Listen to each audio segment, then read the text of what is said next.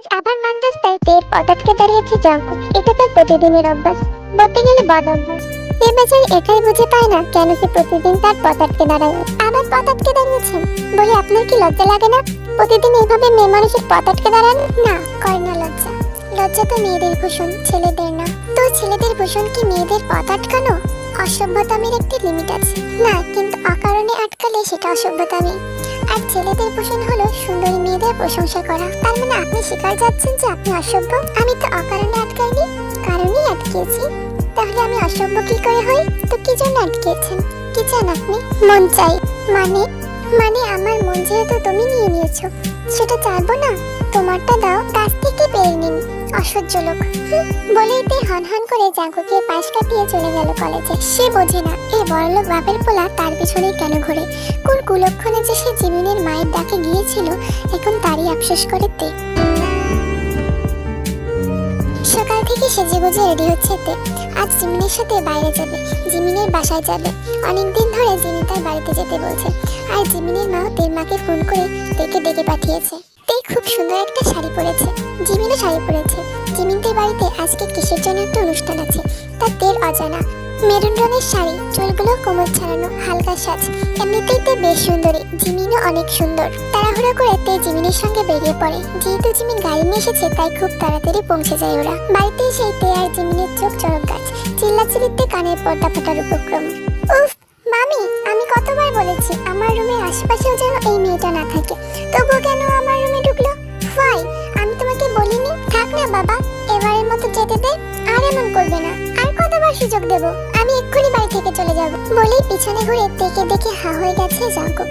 কি ভিড় চেহারা, কানে হাত দিয়ে মুখ কাচমুচো করে রেখেছে। এর মধ্যেই জিমিন বলল, কি ব্যাপার জাঙ্কুক ভাই, আবার কি হয়েছে যে এইভাবে চেঁচাচ্ছ? জাঙ্কুক তো এখন ঘুরে আছে, খুঁটিয়ে খুঁটিয়ে তেকে দেখতে ব্যস্ত সে। এর মধ্যে জিমিন তেকে উদ্দেশ্য করে বলল, তে চল আমার রুমে। এগুলো চলতেই থাকবে। তে একবার জাঙ্কুককে দেখে জিমিনের সাথে চলে গেল, আর জাঙ্কুক বিড়বিড় করে তের নাম নিচ্ছে আর মুচকি মুচকি হাসছে। এবার সে মামিকে উদ্দেশ্য করে বলল, মামি আর যেন এই মেয়ে আমার ধারে কাছে না আসে, মাইন্ড ইট। বলেই চলে গেল নিজের রুমে। সেই দিনই তে আর জাঙ্কুকের প্রথম দেখা, আর প্রথম দিনেই জাঙ্কুক তের প্রতি দুর্বল হয়ে পড়ে। আজ আবারও তে কলেজে দেরিতে উপস্থিত হয়েছে জাঙ্কুকের জন্য। কলেজে এসে দেখে জিমিন রেগে ফায়ার হয়ে আছে। তুই কেন রেগে আছিস? রেগে তো আমার থাকার কথা। তুই কেন রেগে থাকবি? একই তো লেট করে এসেছিস, তারপর আমার বড় বড় কথা। কথা কি আর সাদে বলি? আজও তোর ভাই আমার পথ আটকেছে। আচ্ছা তোরই বা সমস্যা কি? যা চাই দিয়ে দে না। তুই জানিস তোর ভাই কি চাই? আমাকে শুধু প্রতিদিন বলে তোর বান্ধবী একটা চুন্নি, আমার জিনিস দেয় না। দিয়ে দিতে বল না। কি এমন নিয়েছিস রে তুই ওর কাছ থেকে? তোর ভাই আমার মন চায় বারবার, আর আমি চুন্নি? তোর ভাইকে তো আমি দেখাচ্ছি মজা। রাগ দেখিয়ে তে হনহন করে ক্লাসে চলে যায়। আর জিমিন বুঝতে পারে তার ভাই তের কাছে কি চায়, আর জিমিনও তের পিছন পিছন চলে যায়। এদিকে জাঙ্কুক একটা ছেলেকে বেধক পেটাচ্ছে।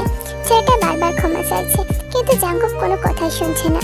আর তার পাশে তার ছোট বোন ইয়ঙ্গি চেয়ার করছে, যেন আরো মারে। ভাইয়া আরো মার, আমি কতবার বলেছি আমার পিছনে ঘুরিস না, কিন্তু না, আমার কথা শুনবেই না। আবার আমাকে থ্রেট দেয় এই ইয়ঙ্গিকে। মার্শাল্লাহ, ইয়ঙ্গি ল্যাঙ্গুয়েজ ঠিক কর। ফাজিল বে, একে তো তুই সাইজ করতে পারতি। করেছি তো, আমি এক দফা হাত ছাপাই দিয়েই তোর কাছে নিয়ে এসেছি। জাঙ্কুক ছেলেটিকে নিচে ফেলে বোকার মতো বোনের দিকে তাকিয়ে আছে। এই মেয়ে কি ডেঞ্জারাস, ছেলেটাকে এক দফা মেরে আবার জাঙ্কুকের কাছে মার খাওয়াতে নিয়ে এসেছে। ভাবা যায়। কলেজ শেষ করে তে আর জিমিন একসাথে বেরিয়েছে। জিমিন আর তে দুজনেই দ্বাদশ শ্রেণীতে পড়ে। তের ইচ্ছে সে বড় সার্জন হতে চায়, আর জিমিনের তেমন কোনো ইচ্ছে নেই, সে পড়াশোনাই করে বিয়ে করার জন্য। এই নিয়ে তে জিমিনকে কম কথা শোনায়নি। চল আজ একটু পাশের মার্কেটে ঘুরে আসি। জিমিন ভয়ে ভয়ে বলল, না ওখানে যাওয়া যাবে না। কেন যাওয়া যাবে না? কারণ ওখানে সুগারা আড্ডা দেয়। তাহলে তো আরো ভালো, ফ্রিতে জিনিস পাবো। চল। এই তুই পাগল হলি? ওরা অনেক ডেঞ্জারাস, আর আমি তোকে নিয়ে কোনো রিস্ক নিতে পারবো না। ওদের গ্যাং অনেক খারাপ। আচ্ছা কি খারাপ কাজ করেছে ওরা?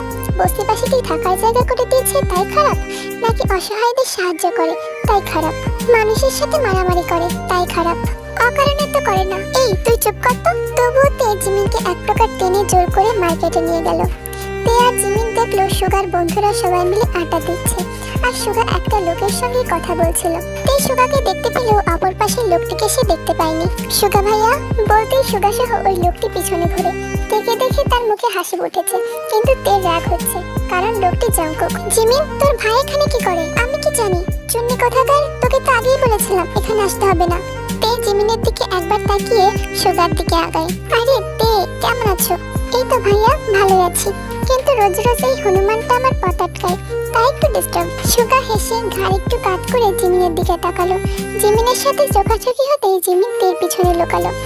সুগা জিমিনকে দেখে একটু মুচকি হাসলো, কিন্তু জাঙ্কুকে তের কথাটা মোটেও পছন্দ হয়নি, কারণ তাকে হনুমান বলা হয়েছে। কোনো জন্য যদি মানুষের জিনিস নিয়ে রিটার্নে কিছু না দেয়, তাহলে তো মানুষ এইভাবেই পথ আটকাবে। সুগা জাঙ্কুক আর তের কাহিনী জানে, তাই কিছুই বলছে না। ও হ্যালো, আমি আপনার কিছুই নিইনি, সব নিয়ে বসে আছো। আমার যা চাই দাও, আমি আর পথ আটকাবো না, সাথেই চলবো। সাথে চলবে? সব কত? দিব না, তাহলে আমিও পথ ছাড়বো না। তে কিছু বলতে যাবে, তার আগেই সুগা জাঙ্কুকে আর জিমিন তেকে থামায়। আগেই বলেছি এখানে আসিস না, চুল করে নিয়ে আসলি। সুগা জিমিনের কথা শুনে জ্বলে উঠলো। কেন কেন এখানে আসা যায় না?